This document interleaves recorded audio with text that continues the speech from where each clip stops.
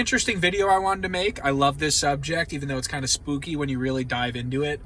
So Satanism within the music industry. I'm sure a lot of people have woken up to this over the years because just to be frank, it seems like a lot of these conspiracy channels are starting to grow a lot more quickly than they were back when I was reading into this stuff like 4 or 5 years ago. And that's not oh, look how cool I am, I was on this stuff. It's just, I found it like anyone else, stumbling on information, looking a little bit deeper, and then going, that doesn't make sense. And I understand, before I get into the topic here, how people can look at something like conspiracies or Satanism, like a grand, conspiracy to like control the American public or just the world, like New World Order agendas and all that, Satanism agendas, and look at that as a wide swath and go, oh, this is absurd. What are you just looking at a few things and putting the, like Occam's razor, right? What's the most likely outcome? But as people who have like really dove into these subjects and really studied them thoroughly understand is that it's not just one thing. It's easy to ignore 1, 10, maybe 50 coincidences, but when there's thousands of coincidences that are lining up perfectly and going, there might be something more to this. So I challenge people to do that. Even if you disagree with what I say in this video, or you think I'm being obnoxious, or you go, oh, what a loser. Just, you can think that, but at least hear out what I have to say, because I think it would be interesting to at least view life from the lens of a crazy person like me. So just to get into this information here from my perspective and from what I've researched, a lot of the entire music industry is filled with Satanists. It's filled with occultists. It's filled with people that worship Moloch, Baal, Satan, whatever interchangeable word you want to have for it, right? And it's really interesting once you dive into how the occult works and what a spell really is, what it really means on a fundamental level. And when you're speaking every day, this is the best way to look at it. We are casting spells on each other every day during our communication. Think about it this way, right? If I was to communicate with the UPS man outside and go, hey, get the you-know-what out of here, you absolute scumbag, I'll spit on you.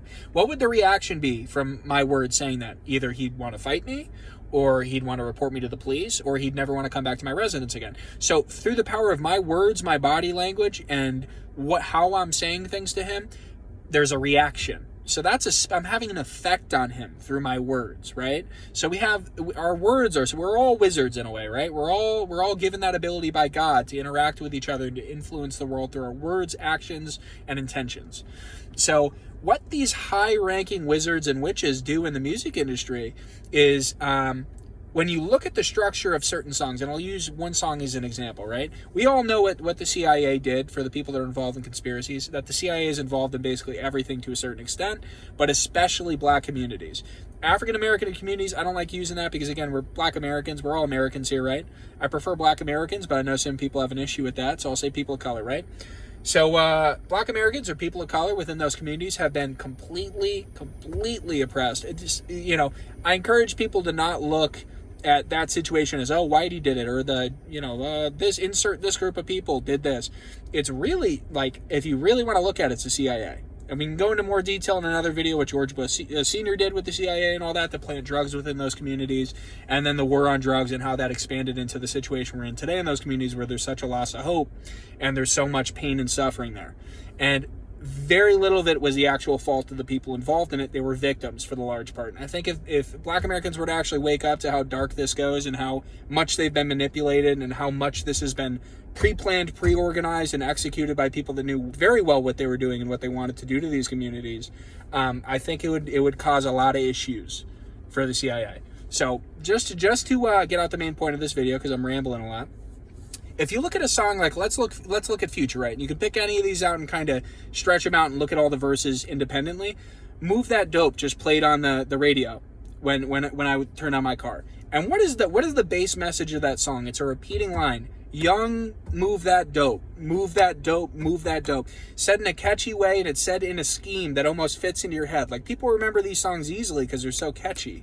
Because you hear it and you're like, oh, that's awesome. You don't really think about what the lyrics are saying as much as you do just that it sounds good, that it sounds like a fun time. And what he's really saying is, young black guy, move that dope, move that dope. So sell narcotics, sell by the white translation in a joking way like Family Guy would do. Sell that dope, sell that dope. And what message is that sending to young black guys who don't have maybe the abundance of role models that they need in their community by design, on purpose? So they're not wrong about that. It's saying the only thing you can do to make money is to sell dope. And it would be cool. Do you hear how people are reacting to this music? It's awesome. Just sell the dope. You're going to get rich. And then another song comes up on Thank God It's Friday or whatever by Katy Perry, the TGIF. And it's the whole message of that song is act recklessly, go out to a club, spend all your money. You're going to get so drunk, you're going to forget what you did that day. You're going to forget what you did that day, and it's no issue. You're just living life. You're just young.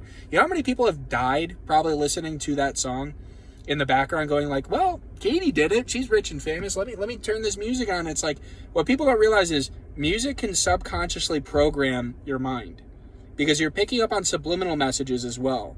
And something they don't mention is that oftentimes there's purposefully subliminal messaging put within these music. So the lyrics alone are enough to, if they're just replaying through your mind, to rewire your subconscious mind to act in a way that's in line with that, or to accept that type of behavior further than you otherwise would, right? So on top of just the bass, move that dope, move that dope, move that dope, replayed in like a catchy way that's going to sink into your conscious mind, on a subconscious level, there's subliminals being played on the tracks. There's, I believe, spell work being put on the tracks as well, because I do have some experience, not necessarily, I'm not a witch, I'm not a practicing one, but I've messed around with things. I've used tarot cards, I've used scrying, I've used, back before I turned to Christ, I was using some stuff, like some tarot cards, some crystals, just the basic stuff. No blood sacrifices where I'm out in the woods going and stabbing into stuff. Nothing too crazy, but enough to know that the spirit world and that the occult is very real, and that it is nothing to be played with because it has demonic energy associated with it. And that the whole aim of occultism and New Age spirituality is to give people the impression that they can control their own reality and that they themselves are gods. Because the reason God initially told us not to turn towards that stuff is because it's trying to make ourselves almost as influential and as powerful as He is, which when we should just be relying on Him in general for our guidance and for our support and for our direction in life, which is what I'm trying to do more so now and put all that stuff in the past. But to use another song, for example, right? Let me think of one real quick, just off the top of my head. Baby Hit Me One More Time, right? So what is that? What's the message of that song? Stay in an abusive relationship because the sex is good. Or, oh yeah, I had an incredibly toxic relationship. That's the message. Incredibly toxic relationship, but the intercourse is good, or like having sex with this person is enjoyable. So let me stick with this person because my base natural desire, my physical impulse and desire is telling me this is a good person. Even if they're an absolute abusive monster who gets drunk and beats you, if the sex is good, ignore that and stay with that person. Another song. Let's look at another here. Just a random one. Here's one that's really on the nose that I was thinking about recently. Rockstar by Nickelback. And it's almost like, if you believe in this conspiracy stuff as I do, I believe you have to sell your soul to get to a certain level in the industry. And I think that's a multi-level meaning. I believe that means onefold, for the first part, sexually giving up parts of yourself if you're a man or a woman, subjecting yourself to some really vicious sexual acts or some like group sex stuff or just some really despicable stuff like what's coming out about Vince McMahon. If anyone's been paying attention to those court documents or just reading into any of the stuff that comes out about people like Harvey or people like, Vince or Kelly even, it's like, so there's the sexual aspect to it. There's the demonic aspect to it as well, where I do believe that people are actually given the ability to, okay, if you sign your soul that God gave you, that gave you the ability to interact with the world and to alter reality depending on what your mindset is and where your heart's at, sign this over to Satan, sign this over to darkness, and we will give you everything. It's like that story of Christ, where Satan, as his final temptation, or one of his final, I forgot what it was, I need to read up, but one of his temptations was he brought him up to a high point and said, you see how far this stretches, you can have it all if you just submit to me. And that's the message that's sent to these people once they get to a certain level. Once a Taylor Swift, Katy Perry, Jay-Z, any of these really big stars, at a certain point you're going to have to give everything away, and you're no longer a person of free will. Do you think these people are just making these songs and going, okay, this is the one I want to play? Nope. They're a corporate machine more so than a person at this point. Their messages are being pushed through these people that the cult or the people within that power structure deem appropriate. They're not going to, if Katy Perry or Taylor went, hey, I want to make a song about Christ, how do you think that would go? What if Taylor Swift went nowadays, like modern Taylor Swift went, oh, I want to make a music video about how great America is and how about we have to have more pride for our country because even though it's not perfect, we need to build on it. We shouldn't destroy it from the inside because it has some issues. We should try to work together to make it better. They'd be like, shut up and sing the song that we made, you dummy. That would be the reaction. So again, these people have, I don't really like to look at these stars per se as the source of the problem, because it really often is not. They're more so, from my understanding, a mouthpiece for these people to get out their messages. And unfortunately, they give up their independence and their individuality to get money and fame. And that's just what it is. It's part of it. Oh, you want this money and fame and to live like a god on earth? Okay, well, you got to give up your soul. You got to give up. And also, it could have a non-literal meaning. It can have the meaning of, hey, give up your independence. You're not allowed to make the music you want to make. You're going to make the music that we want to make, that the people that are going to make money off of you want to hear, the message that we want to be sent. And do not fool yourself. There are powerful groups controlling narratives within the country. You can see that in basically any major news station. Give you an example. Great example. There was a warehouse. This was released on an independent news site, but also on some local news websites or local news channels. There was a warehouse found over in the Arizona, Texas area, so way down in the Southwest, where there was just entire warehouses filled with human body parts. That's not on the. I didn't see that on Fox. I didn't see that on MSNBC. I didn't see that on CNN. It's a pretty big story, right? Pretty big story that there was a human body part factory with stretching mile, like a lot of buildings involved. Like, so not just a few industrial level. Why would that be necessary? Why isn't that something that's spoken about? And then you hear about how China has this whole issue with organ, with the organ market, or the black market for organs and for body parts. And you go, where are they getting this? Where are they getting this? And why is this being stored in a official place? Why is this not news? Right? So when enough stories like that come, I got a pouch in because I'm trying to quit smoking. When enough stories like that play, you have to start thinking to yourself, there's a deeper meaning to all this. There's deeper things going on a spiritual level than we understand, and there's a hell of a lot being hidden from us. Okay? So what I'm getting at is, you can have any opinion you want when you come to these videos. You don't have to agree with me. I'm not trying to change your mind. I think a big part of believing in Christ, too, because I personally believe that the Lord Jesus Christ is the only truth in this world, and that we'd all be in our best interest trying to live towards that standard. Because at the end of the day, what was he saying? Forget the church for a second. Forget organized religion for a second, which has also become largely a sham, largely a cover for more nefarious purposes as well, or just very disorganized. So I don't want to demonize the church. I'm just saying the idea of what Christ was essentially trying to get across is, follow me. Do not follow a man in robes. Do not follow graven images of a cross up on a church. Follow the example I set, and follow the 10 Commandments and what I said personally. And that's where I find the most value in life, is trying to follow exactly what Christ said. Do I struggle? Am I still struggling with lust and other things? Absolutely. But I find myself to be a lot more awake, aware, humble, and happy while I'm trying to follow him, because I'm under the understanding this is not my final home. This is not where I'm supposed to be. And anyone who's looking, this is the biggest trick from the devil. Anybody that is looking for satisfaction permanently, for looking for heaven on earth, is not going to find it. They are going to think they found it. A lot of these people, they seem miserable. These stars that have these billions of dollars and all this stuff. What are they doing often? They're complaining. They're grandstanding. They're virtue signaling. If I had that amount of money, you know what I would be doing? I would be throwing it up in the air while on my jet ski, screaming, "I'm the king of the world," while shooting around Lake Superior or something, and just making like a documentary about how much money I made. You know, I'm joking, but like, why are these people always doing something political? Why are they? And it's never anything concrete. They're never volunteering anywhere. They're never doing anything of serious value for other people. It seems generally that they're just like a mouthpiece for the people at the top. And that's a shame. And I feel bad for these people. I feel genuine concern and sadness on their behalf. But again, it's like, the way the U.S. has turned out, and the culture that we have, is that it glorifies music, it glorifies the media, it glorifies television, it glorifies all these stars, all these influencers. When you take away all that power and all that success, let's say the lights turn off, and this is what I want to leave the video on today. Let's say the lights turn off in the United States, which could very much so happen if the power grid gets attacked, or if some huge calamity happens. Let's say all the power goes out. Let's say your water isn't running. Let's say the utilities aren't working. Let's say we don't have access to clean air even. Who knows?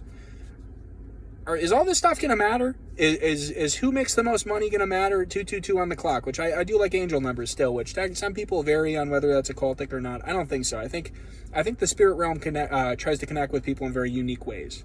And people would be surprised how often their spirit team or angels, ancestors, and God himself try to communicate with you in very unique ways if you pay attention. If you pay attention to the signs, you're always being communicated with. But yeah, it's just, if all this stuff disappeared, which could happen literally in a day, if we got attacked or if something very bad happened, all this stuff could disappear. And you know what most people would end up doing? They would be completely lost, because I know I'm attached to my electronics. I know I'm attached to my YouTube. I don't really watch too much TV or movies anymore, understandably. But I love YouTube. I love pussing around on my phone. I love like playing with apps, like playing around on the internet. I really do think if the power went out, the world would be in absolute chaos, because people have become so accustomed to being glued to their phones and glued to their electronics. People would not know how to live. There would be a lot of people, you know, doing that to themselves. Like, it would be very, very bad. So we sometimes forget, because we're so sucked in, that this is essentially a matrix. We're being shown what we can support politically. We're being shown what we can watch, what we can enjoy. That's not good. This is what our overlords say when we like something that they don't like. That's not morally correct. You don't like that. It's fine to, I don't know, like encourage something that a lot of people don't agree with, and, you know, but if it's fine to disagree with the vast majority of people who are normal, but if you disagree with us, your corporate overlords and your ruling class, then you're going to have some serious issues. And that's when you're going to start to realize you're not free at all. You're not free at all as an American right now. You're not free at all across the world. There's very few places where freedom exists, and America used to be one of them, and it's very quickly becoming not free whatsoever. And it's happening scarily quickly.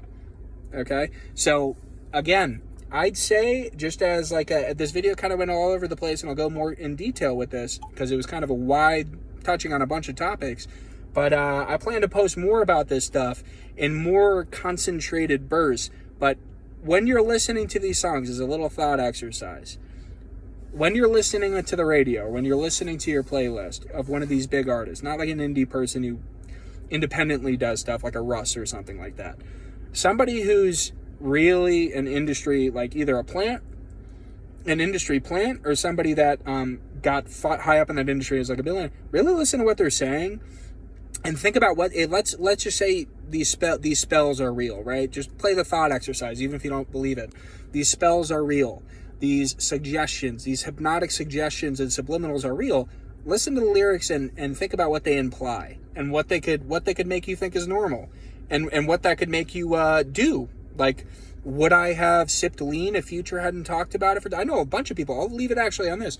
I know a bunch of people that would have never touched Xanax or lean that are now still struggling with painkillers and like narcotics, like to this day, because I grew up in a time when that music was massive, when it was like, when Future was talking about Papa Xan, or whatever it is, like what Pop Smoke, Papa Perk, I'm retarded, or it's like, I'm off the Molly, the Xan, the lean, that's why I'm moving retarded, like, you know what I mean? That all this stuff was huge, and it's like so many people that would have never even thought about taking those drugs are now strung out to this day, or have long-term effects, or have had to struggle with those addictions for a long time.